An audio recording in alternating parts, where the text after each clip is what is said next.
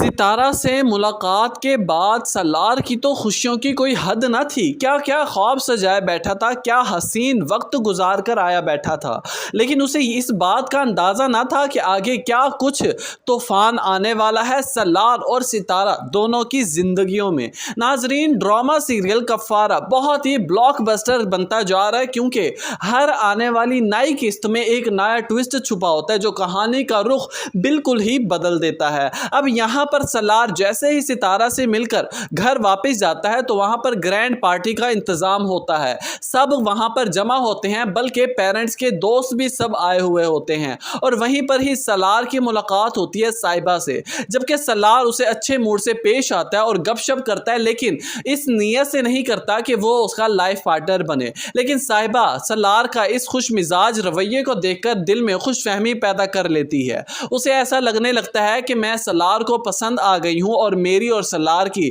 دوستی ہو سکتی ہے، بلکہ یہ دوستی رشتے میں بھی بدل سکتی ہے۔ لیکن نہ صرف یہ خوش فہمی صاحبہ تک محدود تھی، بلکہ صاحبہ کے گھر والے اور یہاں سے سالار کے پیرنٹس بھی ان دونوں کو دیکھ کر بہت ہی اچھے خیالات پیدا کرنے لگ جاتے ہیں، کیونکہ انہیں ایسا لگتا ہے کہ سالار کو صاحبہ جیسی لڑکی دوبارہ مل ہی نہیں سکتی، ان کی جوڑی پرفیکٹ رہے گی۔ اور دوسری طرف زہیب نے اچھا تماشا بنا رکھا ہے، کیونکہ اس کو سلمان نے اور نمی نے ایسا بھڑکایا ہے کہ وہ اپنی ہی بہن کے خلاف ہو گیا ہے۔ جبکہ دوسری طرف ستارہ کے تایا تو یہ چاہتے ہیں کہ دیر نہ لگے منٹ نہ لگے سالار بارات لے کر آئے اور ستارہ کو بیاہ کر اپنے ساتھ لے کر جائے، لیکن یہاں پر زہیب ہے کہ وہ اس رشتے کو ماننے کے لیے تیار ہی نہیں ہے، کیونکہ نمی اور سلمان نے اتنا بھڑکا جو دیا ہے۔ اب یہاں پر ستارہ زہیب کو کہنے لگے گی کہ زہیب آخر تم کہاں ہوتے ہو رات بھر، خدا کے لیے رات کو باہر مت جایا کرو۔ یہاں پر زہیب کہنے لگے گا کہ اگر اچھا میں باہر نہ جاؤں تو کیا تم سالار سے اپنا رشتہ ختم کر دو گی، اس سے ہمیشہ کے لیے اپنے ہر رابطے کو قطع کر دو گی؟